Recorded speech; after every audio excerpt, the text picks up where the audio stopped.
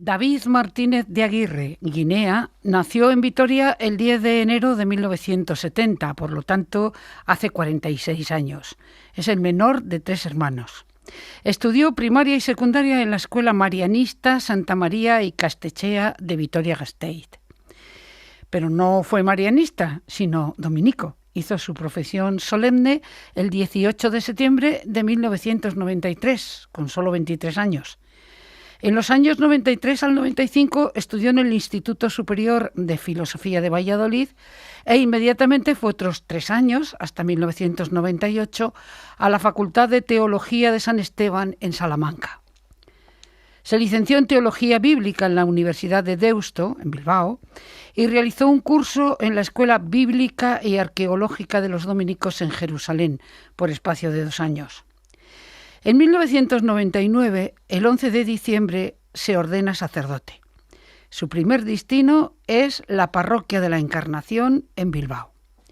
Y solo un año después de la Parroquia de Bilbao, Fray David, el dominico, llegó a la misión de San José de Coribeni, del Vicariato Apostólico de Puerto Maldonado, en plena selva amazónica peruana, con solo 30 años. Claro que la ilusión le acompañaba, puesto que siempre había querido ser misionero. A lo largo de 13 años, de 2001 a 2014, se hizo cargo de la misión de Kirigueti. Estar al frente de la misión le llevaba además a ser profesor de Teología Bíblica en el Seminario del Vicariato y consejero regional en el de Santa Rosa, en Lima. Por si todo esto era poco, también lo compatibilizó con ser responsable de la misión de San Pedro Mártir de Timpía y miembro del Directorio Cultural José Pío Aza en Lima. Fray David Martínez de Aguirre, Guinea, fue ordenado por el Papa Francisco el 23 de junio de 1915 obispo titular del Vicariato Apostólico de Puerto Maldonado, en Perú, dándose 2 hechos muy poco frecuentes: que un fraile fuera obispo y que un joven fraile de 45 años fuera obispo. Monseñor David tiene a su cargo una zona enorme de la Amazonía.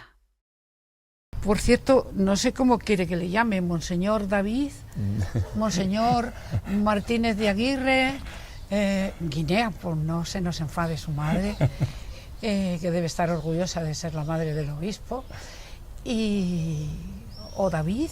David, toda la vida me han llamado David. Porque toda la vida ha sido David. Sí, y no sé, es con lo que me he identificado siempre y el resto me frena un poco, no. Bueno, yo le voy a llamar Monseñor David, ¿le parece? Solo un año después de su ordenación y de su primer destino, que fue en su Euskadi natal, como párroco en Bilbao, se cumple su sueño de ser misionero y aterriza en la mismísima selva amazónica peruana. A mí esto me parece un milagro, no sé si grande o pequeño, porque la mayor parte de los misioneros han pasado unos procesos mucho más largos. Generalmente el primero es aprender una lengua distinta a la que ellos hablan para poder situarse en la zona a la que van a ser enviados. Ese no fue su caso, pero sería una premonición que todo lo iba a hacer usted siendo muy joven. Pues no lo sé lo que fue. Yo lo que sí que, mira, me resultaba curioso escucharte porque yo pensaba lo mismo. Para mí ir a Kirigueti era como el sueño, era la ilusión, lo que yo lograría después de forjarme como misionero, ¿no? Ir forjándome en otras misiones y al final poder ir a Kirigueti, que es una misión de donde solo hay puras comunidades, pueblos indígenas, y para mí aquello era el premio al cual yo podría acceder después de haberme fogueado en otras misiones. Y las circunstancias salía un misionero, tenían que buscar a alguien que fuera, y un misionero dice: yo voy, pero con la condición de que venga un compañero. No había muchas posibilidades. El nuevito que acaba de llegar, que llegue conmigo. Yo me acuerdo que lloraba de alegría, me hacía una ilusión, tenía que tenerlo en secreto unos días, yo no podía guardar el secreto. Con Paco, el obispo anterior, me acuerdo que lo hablé: Paco, me están pidiendo esto, estoy muy ilusionado. Y bueno, pues no sé si ha sido una premonición o qué, pero sí siento que Dios ha ido llevando él sabrá, ¿no?, cómo va llevando las cosas, ¿no? Lo que pasa es que cualquiera que lo piense, un chaval de 20 y pocos años, que está casi recién ordenado sacerdote, aunque haya pasado un proceso largo de estudio, que el proceso de estudio fue largo, y de repente pasa de Bilbao a la selva. A ver, cuando llegó usted allí y lo vio, dijo, ¿me vuelvo a casa? ¿Cuántas veces lo pensó? No, volverme a casa nunca, nunca. Hombre, ya cuando fui ya tenía los 31, ya había pasado. O sea, ya era mayor. Bueno, ya estaba un poquito más, ya había puesto los ideales un poquito también sobre tierra, ¿no? Y sí, el salir de Achuri, y Achuri es el barrio de Bilbao donde yo estudié en Deusto y donde empecé a desempeñarme, sí, en la parroquia. Salir de allá e irme a Perú me cuestionaba, pues, por lo que significaba de estar a 60 kilómetros de la familia o a 10.500, ¿no? Y por lo que significaba el cambio cultural, lo desconocido, aunque había estado conociendo 3 meses, pero era el miedo a lo desconocido. Y cuando fui a la misión de Kirigueti y las circunstancias hicieron que muy prontito pues me tocó asumir la responsabilidad, no el volver, ¿no?, pero sí el decir, el miedo de decir, bueno, ¿y cómo voy a responder a este reto, ¿no? Y el miedo también a la soledad, y el miedo a no poder responder a lo que se pide, y el miedo a no tener las fuerzas, o a, no sé, muchos miedos que quizá ahí sí que voy viendo como, no sé, si Dios ha ido conduciendo las cosas, porque son miedos que ahora se repiten y que las situaciones anteriores pues me ayudan a tener una cierta serenidad ahora, ¿no? A lo mejor esos miedos son consecuencia de la responsabilidad, porque cuando uno entra con un grupo de personas que probablemente le están esperando, pero uno no sabe qué esperan de uno, pues la responsabilidad puede, ¿no?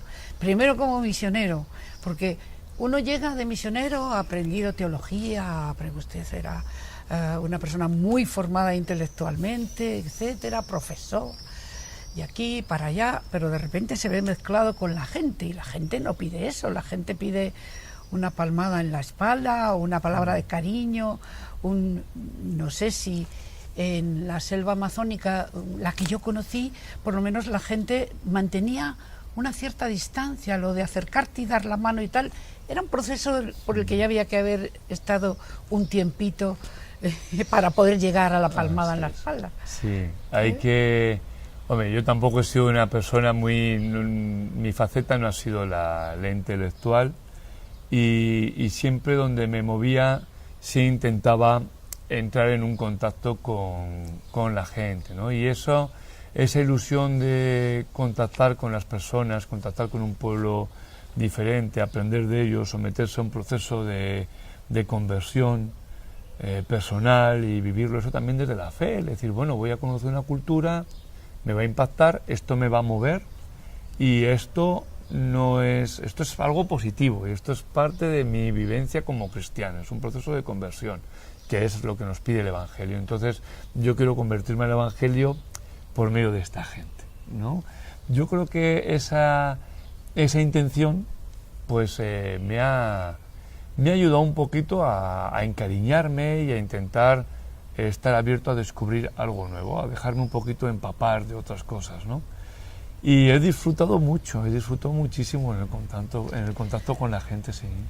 Y después de llegar allí y decir esto hay que cambiarlo todo, porque de la cultura que yo vengo esto no tiene ninguna lógica, y pasado ese ramalazo de rebeldía, ¿cómo se inmiscuye uno en la vida? Lo de inmiscuir con mucho cariño y muchos apóstrofes, muchos puntos suspensivos y muchos entre comillas, de esta gente para ser aceptado y para que piensen que no vengo a imponer nada, sino a compartir y aprender, empaparme como una esponja.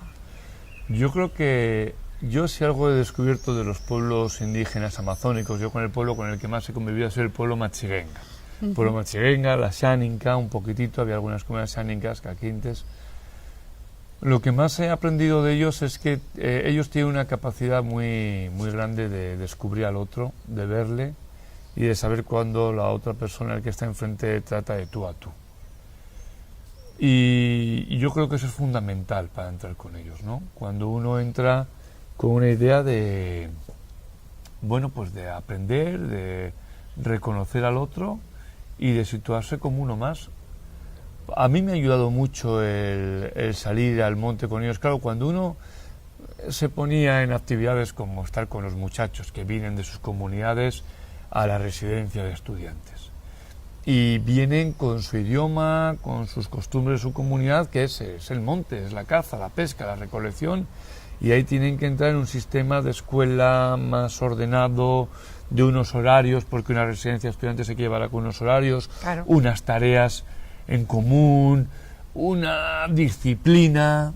Entonces, estar con ellos en ese mundo, uno como que se crece y siente que es el que domina la situación, y cuando uno se pone a estudiar, a intentar hacerles comprender las matemáticas, pues allá uno se sube, ¿no? Y considera que el otro necesita su ayuda, que el otro no entiende, que el otro no sabe, que el otro... Pero hay algo muy... A mí me ha ayudado mucho, y es el ponerme a la intemperie con ellos. Ahora yo me voy a tu terreno. Entonces ahora yo me voy contigo, llévame a tu comunidad, salgo de la misión, que es el ámbito de la protección para el misionero occidental, y salgo de la misión y nos vamos río arriba, y me meto en el monte y me embarro y me agarra un gusano que me deja no sé qué herida en la pierna, y me meto en tu mundo, y de repente uno descubre que es un inútil y que depende totalmente del otro.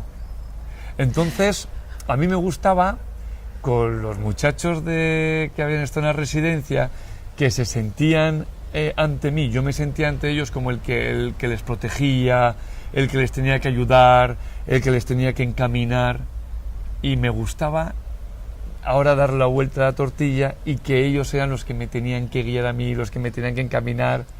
Sí. Padre, ¿te doy la mano? Yo, pues dame la mano, me estás humillando, pero dame la mano, porque me tengo que humillar ante ti, porque no puedo, soy torpe, no estoy en mi medio y tengo que aprender de ti. Y eso, a mí eso me ayudó mucho. Oh, y a ellos estoy segura que también Sí, estarán sí, sí. encantados. Y entras en un tú a tú. Claro. Entras en un diálogo diferente que te permite descubrir otras cosas y, bueno, te permite pues ser feliz. ¿Y ahora le tratan de otra manera? Ahora que con los que ha tenido la oportunidad de volver a encontrarse, Sí, ahora claro, que es obispo, sí, claro. ya es otra cosa. No. ¿O sigue siendo el colega? Con ellos dicen aquí. soy David, soy Monkoichi. Monkoichi es la calabaza que está hueca donde ellos toman el masato, que ellos le encuentran un cierto parecido con mi cabeza. Y le llaman Monkoichi. O sea, que le llaman calvo de una manera muy elegante. Monkoichi, eso es lo que me gusta yo cuando voy con ellos, que para ellos te han hecho obispo, y ¿qué es eso? Sí, claro. Y la vida sigue y continúa, saben que tienes una responsabilidad mayor, pero el trato es el mismo. Y ahora que tiene una responsabilidad y que por fuerza tiene que estar en contacto con otras personas de su jerarquía, con otros dominicos y con otras comunidades, etcétera, etcétera, ¿el pueblo indígena están en vías de extinción? ¿Cuál es la problemática de los indígenas? Que cada día están más desprotegidos, si no fuera por ustedes. Bueno, yo no diría... Yo decir que los pueblos indígenas están en vías de extinción, no lo sé, y quizás que me duele tanto escucharlo que me resisto, ¿no? A ver, nosotros desde Occidente nos hacemos una visión sobre los pueblos indígenas que quizás no es la visión que los pueblos indígenas tienen. La de las mismos. Películas y la de los reportajes. Claro, no tenemos otra. Claro, y quizá ellos no se ven a sí mismos ni quieren verse así con esa mirada. Entonces, quizá el modelo rusoniano de indígena que está en vías de extinción, bueno, puede ser que la mirada de Occidente hacia el mundo indígena, que eso esté en vías de extinción, pudiera ser, pero que los pueblos indígenas estén en vías de extinción, no sé, me cuesta más. Yo les veo con más... Claro, nosotros cuando vamos desde el occidente prepotente que ve este mundo nuestro y que llega allá y dice, bueno, este mundo se lo come, nuestro mundo industrial, nuestro mundo industrializado, nuestro mundo de extracción de recursos, de agotar la tierra, esto se lo come, esto no cuadra con nuestro mundo. Y pensamos, esta gente va a desaparecer. Es que esas son las amenazas. Que es lo que decía Vargas Llosa, ¿no? El Machiguenga nació por un soplo en el Pongo de Mainique, un soplo de Tasolinchi, por un soplo van a desaparecer, ¿no? Bueno, yo veo a los pueblos... No lo veo así, monseñor, tanto como, a ver, fenómenos naturales como el cambio climático, la desertización, naturales provocados por el hombre, ojo, fenómenos como la extracción de los minerales. Estamos hablando de los pulmones del planeta, que se ve que el planeta puede vivir sin pulmones por el camino que lleva. Estamos hablando de la extracción de petróleo, etcétera. Todas esas amenazas, ¿cómo se paran? ¿Las pueden parar los misioneros con ellos? Son amenazas fuertes que los pueblos indígenas tienen, pero si algo tiene el indigenismo, lo poco que yo he conocido en estos años, es su capacidad de establecer alianzas y de resurgir de las crisis.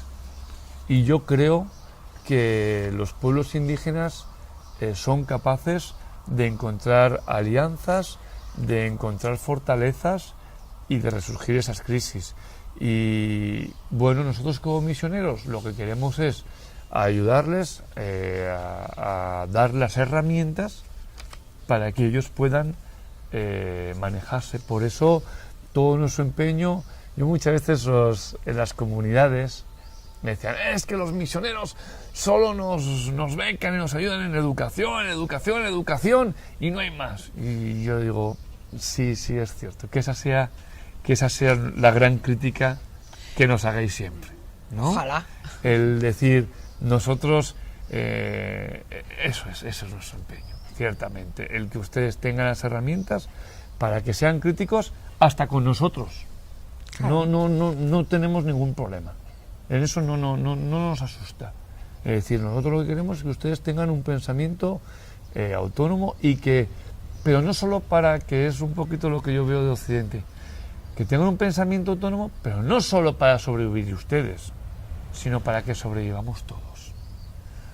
O sea, tu pensamiento no me parece solo válido para ti, me parece válido para la globalidad, para el mundo globalizado. Y yo quiero que tú tengas participación en esta mesa global, de este diseño de mundo. Yo quiero que tú estés ahí. Pero eso no solo para ti, que a veces los pueblos indígenas tienen que tener voz, pero para ellos mismos. Pero no se nos planteemos el que los pueblos indígenas puedan levantar la mano a ver cómo los demás estamos organizando nuestro mundo. Porque a nuestro mundo, bien que le gusta opinar sobre la vida de los pueblos indígenas, bien que nos gusta opinar sobre lo que tienen que hacer, o sobre lo que no, o sobre lo que es bueno para ellos y lo que no. No, yo quiero que ellos también tengan algo que decir, pero no solo para ellos, sino para el resto. Bueno, en ese sentido entiendo que hay muchas plataformas en la Iglesia latinoamericana que están justamente uniéndose en defensa de los pueblos, empezando por los indígenas, que hay en toda Latinoamérica, ¿no? La labor de la red eclesial panamazónica, por ejemplo, yo conocí la pastoral de la tierra y la pastoral de los indígenas, etcétera, pero a mí esto me parece que es un paso más dentro de toda esa apuesta por estos pueblos. ¿Por qué nace esta red y qué es lo que está haciendo? Yo cuando estuve estaba en Quirigueti todavía, en la misión de Quirigueti, cuando surgió por internet, gracias a Selvas Amazónicas, tenemos internet en todos los puestos de misión, y eso significa que nosotros nos enteramos y que nosotros también podemos estar comunicados. Sí, la comunicación con todo lo que significa, ir y de vuelta. Bueno, pues ahí yo me enteré de que surgía con fuerza esto de la REPAM y, o sea, fue como un chispazo, estaban los elementos puestos para que en cualquier momento surgiera la chispa surgió la chispa y prendió. Así lo cuenta Monseñor Barreto, los que estaban un poquito ahí. Hubo un chispazo que ¡bum!, prendió la llama.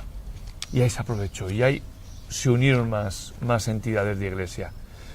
Y yo les decía que el padre Ricardo Álvarez Lobo ha sido, quizá de nuestra última generación de misioneros, ha sido el que nos ha marcado. Era un antropólogo, y su vida se dedicó a la antropología, al diálogo entre la antropología y la misión. Y él nos ha ayudado mucho a nosotros a descubrir a los pueblos indígenas, yo creo que desde los pueblos indígenas, ¿no? Él nos decía mucho, y es cierto, el panindigenismo. Una conciencia indigenista global, que la había, que en un momento determinado esto se desestructuró. Y cómo el indígena de alguna manera tiende a ese panindigenismo. Y es lo esencial de ellos. Por eso nosotros reaccionamos mucho ante el que se intente presentar a ciertos pueblos amazónicos que han quedado excluidos y apartados en rincones de la Amazonía. Unos quieren decir que no existen para poder usar sus tierras a su antojo, lo cual no estamos de acuerdo, y otros quieren decir que sí existen, y que su esencia es esa, el aislamiento, en una idea de como de tener un museo antropológico, ¿no? Y congelarlos ahí en el tiempo, ¿no? Nosotros no nos gusta ninguna de las dos, y ahí siempre estamos. Bueno, y esa idea va con ese panindigenismo. La REPAN responde a esa forma de ser de los pueblos. Yo creo que va a tener un éxito, porque el indígena es por esencia comunicativo, es por esencia de establecer alianzas y de aunar fuerzas. Y la REPAM intenta ser una red para unir. Y en ese sentido a mí me parece que va a tener éxito, responde, va a cuajar, porque se va a meter en la estructura amazónica. Y entonces yo creo que va a cuajar. A mí me parece muy importante. O sea, que hay que darle tiempo al tiempo. Sí. Y yo creo que va a ir cogiendo fuerza. Lo que pasa es que luego en el día a día... Sí, claro. Estamos todos en nuestras cosas y nos cuesta dedicarle tiempo a lo global y a lo común. Pero a mí sí que me parece importante. A mí me gustaría meterle más, y no estoy pudiendo porque estoy aterrizando también el vicariato, ¿no? Bueno, pero todo sí, se andará. Todo se andará. La Laudato Si, en este sentido, viene a ser un espaldarazo, aparte de una gran esperanza. Sí, es un espaldarazo fuerte. Claro. Y es un espaldarazo fuerte porque la Laudato Si hizo un juego, no me acuerdo del nombre, un jesuita del Consejo Pontificio, unos asesores del Consejo Pontificio de Justicia y Paz, que nos habló en la REPAN, en uno de los encuentros de REPAN, sobre la Laudato Si. Y dijo, yo he hecho un juego y he dicho, a ver de qué habla el número central de la Laudato Si. Habla del trabajo, pero estamos hablando de la ecología. ¿Qué pinta el trabajo en todo esto? Y a mí me parece que es la clave. Las 3 T del Papa Francisco, que ya había hablado en Evangelio Gaudium: tierra, techo y trabajo. Y eso está presente en la Laudato Si. La Laudato Si no es, que yo temía, una encíclica que intenta mantener limpio el jardín de Occidente, ¿no? Un Occidente en una sociedad de bienestar, con un ritmo brutal de presión sobre los medios, porque claro, nosotros vamos a un hospital, disfrutamos de un escáner, de un montón de cosas, y no nos damos cuenta todo lo que significa eso. Nosotros vemos el producto final, pero no vemos lo que significa eso de explotación de recursos en la tierra. Eso quien no padece son los países del mal llamado tercer mundo, ¿no? Los países del sur. Sí. Ellos son los que padecen el ritmo brutal de esta minoría, porque somos minoría. Y claro, ahora resulta que esta minoría, además de marcar un ritmo brutal al planeta, a costa de la gran mayoría de la humanidad, decide que para sobrevivir como planeta, porque claro, está en juego su destino, Claro. necesita tener un jardín limpio. Entonces decide, va a poner el caso lo que a mí me afecta, que la Amazonía se tiene que convertir en el pulmón del planeta, porque si no, se viene abajo todo esto. Y hay que preservarla. Hay que preservarla. Entonces, los pueblos, se decide, por ejemplo, crear zonas intangibles con un discurso fabuloso, que es el de la ecología. ¿Y quién va a ir contra ese discurso? Yo que siempre me crié desde aquí, desde Europa, en ese discurso ecológico, me llevaban a la montaña, yo me llegaba a casa con mi mochila llena de latas que iba cogiendo por el monte, mi madre me decía, pero hijo, es que vas recogiendo por todos los sitios. Nos quedamos en esa conciencia ecológica, entonces yo no voy a ser el que voy a echar contra eso, todo lo contrario. Pero claro, la encíclica dice, tenemos que escuchar el grito de la tierra sin desoír el grito de los pobres. Es el mismo grito. El grito de los pobres y el grito de la tierra es el mismo. Porque las peores consecuencias del grito de los pobres lo pasa la tierra. Y la tierra también sufre, o sea, los pobres sufren el grito de la tierra. Y la tierra sufre también el grito de los pobres. O sea, es el mismo grito. Y eso en la encíclica lo tiene muy claro. Y lo deja muy claro. Y a mí eso es lo que me encantó. A mí eso es lo que me dejó tranquilo, diciendo, vale. Sí, bueno, al Papa Francisco lo de los descartados, desheredados, etcétera, lo tiene grabado a fuego. Lo tiene grabado. Y nos lo recuerda permanentemente, hace muy bien porque somos muy frágiles de memoria. Selvas Amazónicas es la ONG de los dominicos que les permite a ustedes hacer todo lo que puede. Para empezar, enseñar, educación, estar al lado de todas estas personas. Es todo, es todo un sustento económico tremendo. Bueno, sin selvas amazónicas, las misiones hoy por hoy... No las podrían mantener, No, supongo, ¿no? No, toda la... En primer lugar, no se podría mantener al misionero, porque selvas amazónicas mantienen al misionero. Y esto a veces como que no es políticamente correcto decirlo, ¿no? Pero claro, el misionero creo que los misioneros tienen es la mano de obra barata de la Iglesia en los lugares de misión, y Selvas Amazónicas mantiene a los misioneros y les ayuda a todo este equipo, bien sean laicos, bien sean religiosos, bien sean sacerdotes, ayuda a todo un equipo para que puedan desempeñar toda una labor social, de presencia, vamos a entrar así. Pero luego además es todo el apoyo de la ayuda social que se hace en los diferentes proyectos y programas. ¿Ya? Lo separo, es todo lo mismo, pero lo separo porque es importante las dos cosas. No solo es la ayuda social del qué hacemos, sino es importante la presencia. Y esa presencia hay que mantenerla. Sin selvas amazónicas no se podría mantener. Una ayuda social, de repente me puedo ir a una ONG que me consigue con fondos del Estado que tienen otro tipo de controles y desde ahí se financia la ayuda social. Pero esta presencia de este equipo misionero de laicos que están ahí presentes al lado del pueblo, viviendo con eso en el día a día, eso Selvas Amazónicas lo tiene muy claro y lo mantiene y lo trabaja. Y se están formando misioneros laicos también aquí y se están mandando para allá. Entonces es una labor muy importante. Le voy a hacer una última pregunta, monseñor David. Me dijo una persona en Perú, precisamente hace tiempo, que él creía en los misioneros porque los misioneros vienen y se quedan.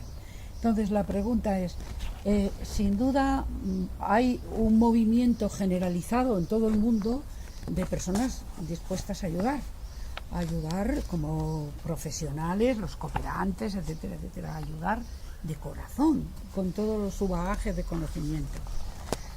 Pero están dispuestas a ayudar por un tiempo. Los misioneros también ayudan, pero hay algo más, es decir, vengo a quedarme. O sea, el compromiso. Con ese compromiso, el misionero también está en vías de extinción. ¿O larga vida al misionero? Ahí sí que esa tribu creo que sí que está en vías de extinción. La solidaridad no se va a perder nunca. El corazón humano tiene la necesidad de expandirse y de extenderse, ¿verdad? Pero ciertamente, o sea, no sé, creo que voy a ser un poco esperanzador, ¿no? Creo que va unido al grito de la tierra, ¿eh? O sea, si nos deshumanizamos, nos desplanetizamos, perdemos todo. Entonces, si somos capaces de entrar en esta revolución, que es una revolución con el planeta, con la ecología, es una revolución humana, pues seremos capaces de salvarnos, ¿no? Y de decir, me voy a dar mi vida con otras gentes, me voy a aprender de otros, me voy a vivir una vida alternativa a esto que se me propone, ¿no? Pero siempre va a haber alguien que va a tener esa ilusión, yo creo que sí, pero ciertamente hoy por hoy estamos en vías de extinción porque a veces hasta comercializamos también, ¿no? El voluntariado, ¿no? O la misión de decir, bueno, me voy un tiempo y vendo también una imagen, ¿no? de lo que estaba haciendo y cada un mes es muy poco tiempo para una conversión, porque el misionero, cuando vamos allá, el mayor favor que hacemos al mundo es nuestra propia conversión, ¿eh? Cuando uno va a las misiones, lo más que hace es la propia conversión, decir, bueno, siquiera voy a cambiar el corazón de una persona, el mío. Pero se puede cambiar otros muchos. Bueno, a partir de ahí ya podemos hacer algo más, ¿verdad? Sí. Pero cuando uno va a las misiones, ciertamente dice, si puedo salvar a alguien, pues con uno basta. Vale, tú mismo. Y luego de ahí, a ver lo que se contagia, a ver lo que hay, ¿no? Sí. Monseñor David, ha sido un placer conocerle y yo desde luego estoy contagiada. No sé si soy capaz de contagiar a nadie, pero me encantaría salvarme y contagiarme yo misma. Y, aunque sea tarde, nunca es tarde para ese contagio. Muy bien. Gracias. Muy bien, gracias a ti, gracias a vosotros.